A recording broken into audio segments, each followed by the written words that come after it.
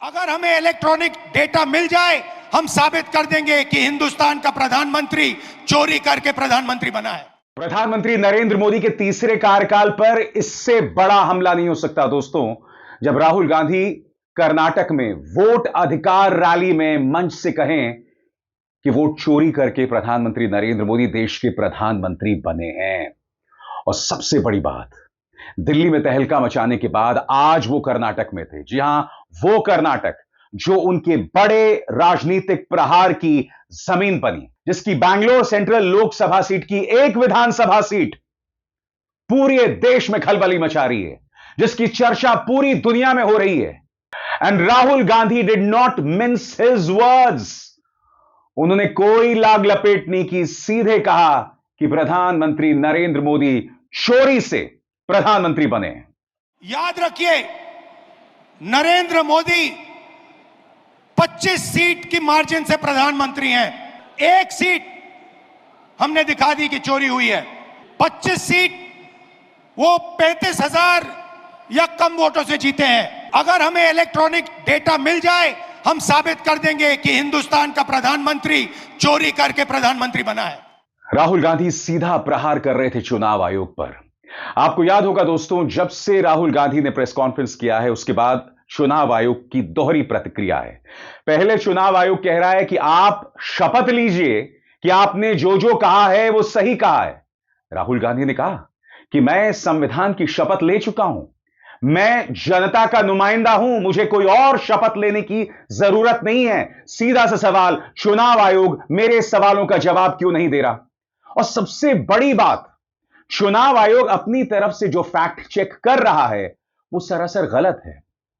और हमने आज अपने कार्यक्रम में प्रमाणित किया, न सिर्फ चुनाव आयोग भ्रमित करने वाला फैक्ट चेक कर रहा है, बल्कि गोदी मीडिया भी उसका साथ दे रहा है। और मिसाल यहां पर आदित्य श्रीवास्तव और विशाल सिंह की है, जिन्होंने कई जगह वोट डाले, मगर चुनाव आयोग ने इस बात से इनकार कर दिया कि आदित्य श्रीवास्तव और विशाल सिंह ने उत्तर प्रदेश में भी वोट डाला था।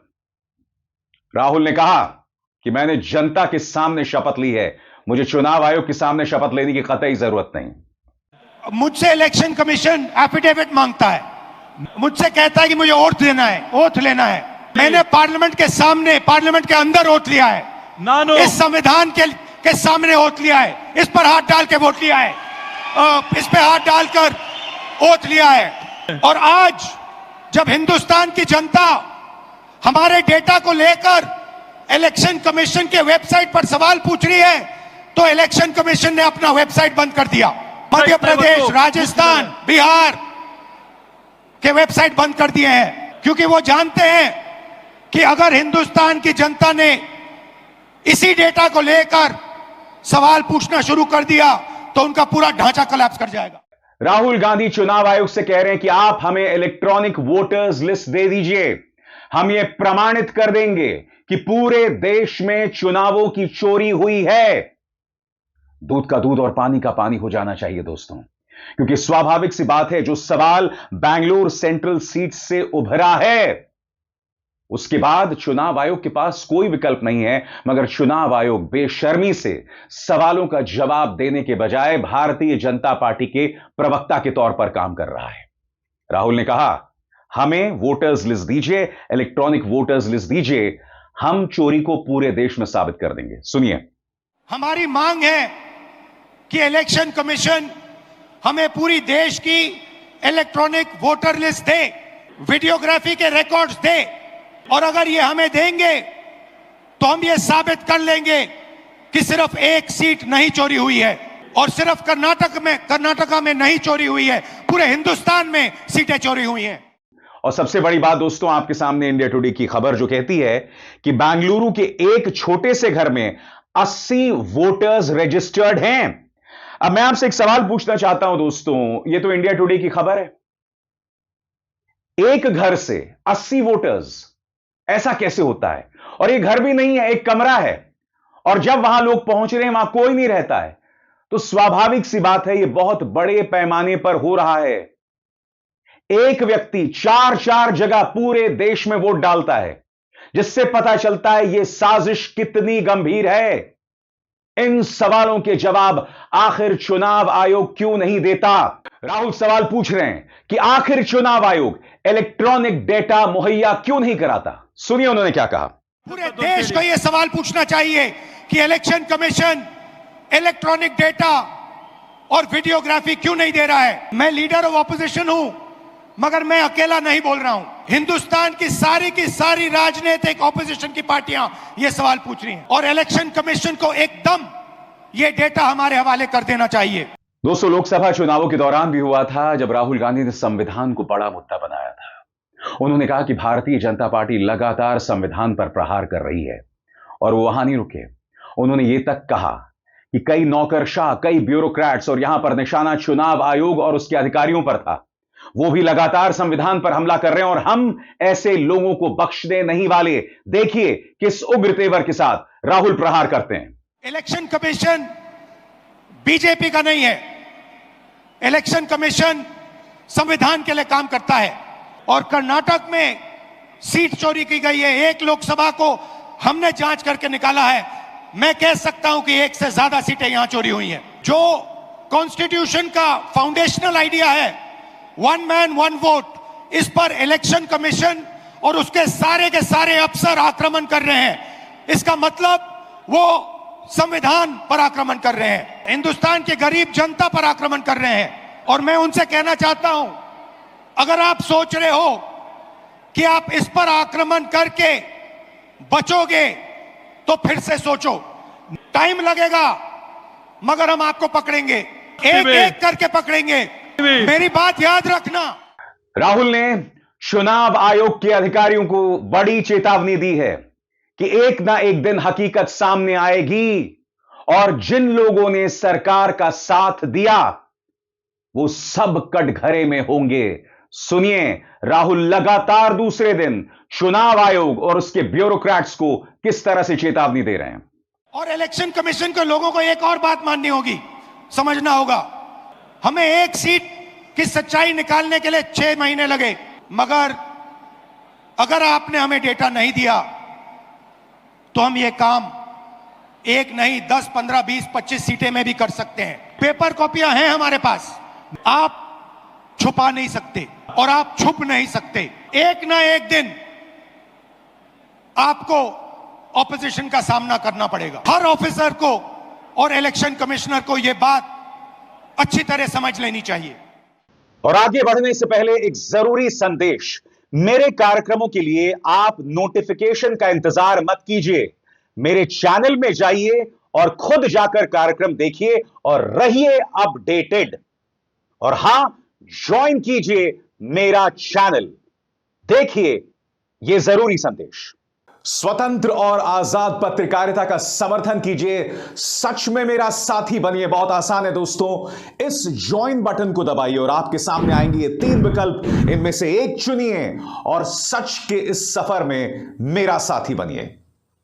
आज राहुल गांधी ने मंच से खड़े होकर 5 सवाल पूछे हैं, मगर स्वाभाविक सी बात, इन सवालों का जवाब देने के बजाय मुद्दे को उलझाने की कोशिश की जा रही है। और वो 5 सवाल कौन कौन से एक एक करके आपके स्क्रीन पर आ रहे हैं। पहला सवाल, विपक्ष को डिजिटल वोटर लिस्ट क्यों नहीं मिल रही, क्या छिपाया जा रहा है। दूसरा सवाल, सीसीटीवी और वीडियो सबूत मिटाए जा रहे हैं, आखिर क्यों, किसके कहने पर। तीसरा सवाल, फर्जी वोटिंग और वोटर लिस्ट में गड़बड़ी की गई है, आखिर क्यों। चौथा सवाल, विपक्षी नेताओं को धमकाना डराना किस वजह से। पांचवा सवाल, साफ साफ बताओ क्या चुनाव आयोग अब बीजेपी का एजेंट बन चुका है। राहुल ने कहा कि भारतीय लोकतंत्र एक बेशकीमती चीज है और इसे चोरी नहीं होने दिया जाएगा। सुनिए राहुल गांधी के 5 सवाल। Here are 5 questions to the Election Commission of India. Instead of threatening us, threatening me, answer these 5 questions. Number 1, why are you not giving voter lists in digital machine readable format to the people of India? Number 2, why are you destroying video evidence? Number 3, why is ECI committing massive fraud in the voter lists? Number 4, why is ECI threatening opposition instead of answering our questions? And finally, why is ECI behaving like an agent of the BJP? चुनाव आयोग हिसाब दो, BJP और चुनाव आयोग जवाब दो, BJP और चुनाव आयोग हिसाब दो, प्रजातंत्र जिंदाबाद, संविधान बचाओ, संविधान बचाओ, संविधान बचाओ। और चूंकि दोस्तों राहुल गांधी ने जो सबूत पेश किए उसकी राजनीतिक जमीन कर्नाटक थी, इसलिए राहुल ने कहा कि जो कर्नाटक में हुआ वो ज्यादती थी, जो कर्नाटक की जनता के साथ हुआ, कम से कम जिसके प्रमाण सामने आ रहे हैं, वो उनके साथ ज्यादती थी। और इस ज्यादती को संबोधित उन्होंने उम्मीद की कि उनकी अपनी सरकार करेगी। सुनिए उन्होंने क्या कहा। यहां पे एक लोकसभा चोरी की गई है, यह एक क्रिमिनल एक्ट है, कर्नाटक की जनता के खिलाफ एक क्रिमिनल एक्ट है और कर्नाटका की सरकार को इस क्राइम का इन्वेस्टिगेशन करना चाहिए और एक्शन लिया जाना चाहिए। ये जो इलेक्शन कमीशन के ऑफिसर्स हैं जिन्होंने 1000, 10,000, 15,000 लोगों को, फेक लोगों को वोटर लिस्ट में डाला है, इनसे सवाल पूछना चाहिए और महादेवापुरा की सच्चाई निकालनी चाहिए। राहुल ने एक बार फिर कहा कि इस काम को करने में 6 महीने लग गए और हमने जबरदस्त मेहनत की। दोस्तों सुन के बहुत अजीब लगता है, कायदे से काम मीडिया का होना चाहिए, वो मीडिया जिनके पास करोड़ों रुपए के रिसोर्सेज हैं, जिनके दर्जनों रिपोर्टर्स हैं, मगर एक तरफ वो ये काम नहीं कर रहे हैं और दूसरी तरफ वो भारतीय जनता पार्टी का हथियार बन रहे हैं। सुनिए राहुल गांधी ने क्या क्या दिक्कतें पेश आई, उसका जिक्र किया कि यह काम कितना मेहनत भरा था। सुना जाए। कर्नाटक में जो हमने डेटा निकाला है वो एक क्राइम का एविडेंस है। 6 महीने लगे हमें उस डेटा को निकालने के लिए। इतना बड़ा कागजों की पाइल थी। एक फोटो को लाखों फोटो के सामने कंपेयर किया है, हर एक नाम को चेक किया है और हम मानते हैं कि हिंदुस्तान का पूरा जो डेटा है, इलेक्शन का डेटा है, वो एविडेंस है और अगर उसको किसी ने डिस्ट्रॉय किया तो वो एविडेंस को डिस्ट्रॉय कर रहा है और उस क्राइम को आगे बढ़ा रहा है। अब तक प्रधानमंत्री इस पर खामोश हैं, देश के गृह मंत्री अमित शाह इस पर खामोश है, भारतीय जनता पार्टी कह रही है, मगर चुनाव आयोग का एजेंट बनकर भारतीय जनता पार्टी के पास बस एक ही तरीका है, मुद्दे को भटकाओ। देवेंद्र फडणवीस कहते हैं कि राहुल गांधी का दिमाग खराब है, संबित पात्रा उन्हें देशद्रोही बताते हैं, भारतीय जनता पार्टी के जो वाहियात प्रवक्ता हैं वो अनर्गल बयान देते हैं, अजय आलोक इनका सबसे वाहियात प्रवक्ता, वो तो राहुल गांधी को गाली दे रहे हैं। तो यह हालत हो गई है दोस्तों, सवालों का जवाब देने के बजाय, संवाद करने के बजाय सिर्फ गाली देना, और कहीं ना कहीं यह भाजपा की राजनीतिक संस्कृति हो गई है। अभिसार शर्मा को दीजिए इजाजत। नमस्कार।